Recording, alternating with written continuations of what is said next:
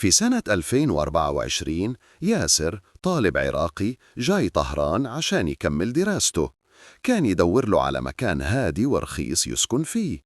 بعد كم يوم من التدوير على النت لقى إعلان عن بيت قديم وكبير في حي اسمه أميرية، والإيجار رخيص بشكل غريب.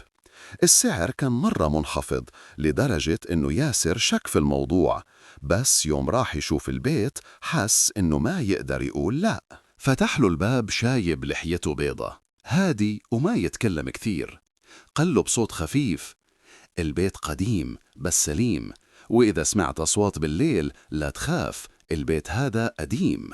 ياسر ابتسم، حس إنه الشايب يمزح معه، لكن من أول ليلة بدأت الأشياء الغريبة تصير.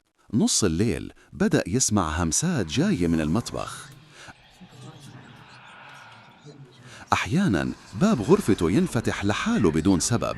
وفي يوم من الأيام صحى على صوت شيء طاح، ولما شاف كل كتبه كانت مرمية على الأرض.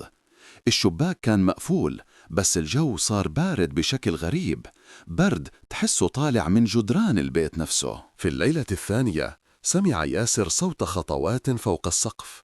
خاف وطلع الدرج بهدوء، ولما وصل فوق شاف على الغبار آثار أقدام صغيرة حافية ومبلولة. ثاني يوم سأل الشايب عنها، فقال له: يا ولدي يمكن مر من هناك، لا تشيل هم. وبعد ما سكت شوي قال بصوت غريب: بس اسمع، إذا بالليل سمعت صوتك يناديك لا ترد. تلك الليلة ياسر ما نام. حوالي الساعة 3 الفجر سمع صوتا خفيفا جاي من زاوية الغرفة، صوت ينادي اسمه: ياسر ياسر. الصوت تكرر وقرب أكتر. ياسر التفت وما شاف أحد، بس بالمراية ورا ظهره كان في ظل واقف طويل أسود ما له وجه. وقع النور من يده والغرفة غرقت بالظلام. ياسر ما صرخ، بس ركض بكل قوته.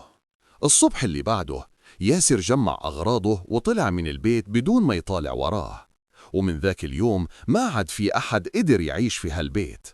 البيت ضل فاضي، جدرانه تشرخت وشبابيكه صدزت، وبالليل لسه ينسمع منه صوت بكا ونحيب. الجارين يقولون بنص الليل ينسمع صوت حرمة تبكي من شباك الدور الثاني. صوتها بين البكا والصراخ تحسه يقطع القلب، بس ولا واحد جرأ يدخل البيت. الشيبان القدامى بالمحلة يقولوا إن قبل 50 سنة حرمة شابة احترقت جوا نفس البيت بحريق غريب، ولا أحد عرف شلون اشتعلت النار. يقولوا إنها كانت تصارخ وتنادي اسم أحد لين آخر لحظة، ويحلفون إن روحها للحين هناك تتمشى تبكي وتدور على اللي خلاها تموت بهالطريقة. مشكورين على مشاهدة هذا الفيديو. لدعمنا فضلا اشتركوا في القناة ودعمونا بلايك للفيديوهات.